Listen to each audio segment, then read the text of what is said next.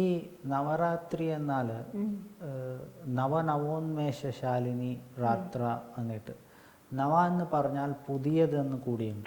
9 മാത്രമല്ല. പിന്നെ ഈ നവരാത്രികൾ എല്ലാ വർഷം വരും. ഇത് ഈ ശരദ് ഋതുവിൽ വരുന്ന ഈ രാത്ര എല്ലാ വർഷവും ശരദ് ഋതു വരും, എല്ലാ വർഷവും നവരാത്രി വരും. അതിന് എന്താ എല്ലാ വർഷവും എന്താ പ്രാധാന്യം? എല്ലാ വർഷവും പുതിയത് തന്നെയാണത്. അപ്പം അതിനാണ് അതിന് അത്ര പ്രാധാന്യം. ഈ ദേവി തന്നെ പറയുന്നത് ശരത് കാലേ മഹാപൂജ ക്രിയതേയാച്ച വാർഷികി എന്ന്.